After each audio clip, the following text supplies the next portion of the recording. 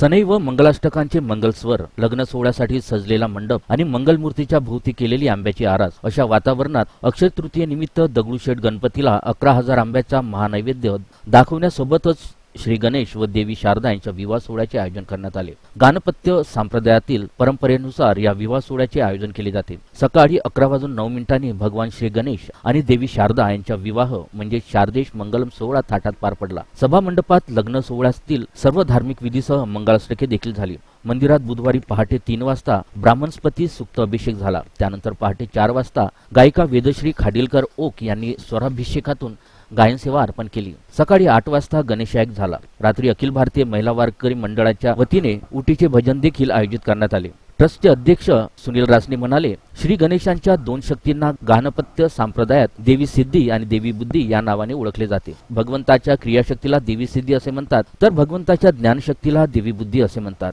आश्विन महिन्यामध्ये शरद ऋतू असल्याने या काळात प्रगट झालेला देवी बुद्धीला शारदा असे म्हणतात। शरद ऋतूतील चंद्राप्रमाणे तिची उज्ज्वलता आल्हाददायकता असल्याने तिला शारदा असे म्हणतात।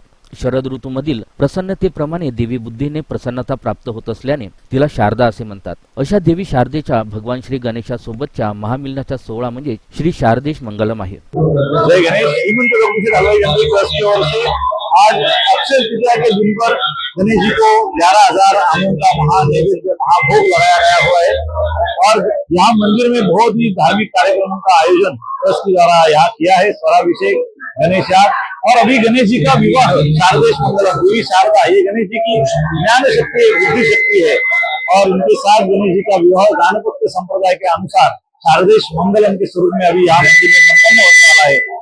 अक्षय तृतीया के शुभ अवसर पर सुबह से गणेश भक्तों की गणेश जी के दर्शन हेतु बहुत बड़ी भीड़ यहाँ मंदिर में लगी हुई है। आप सभी को अक्षय तृतीया की बहुत बहुत शुभकामनाएं। धन्यवाद। जय गणेश।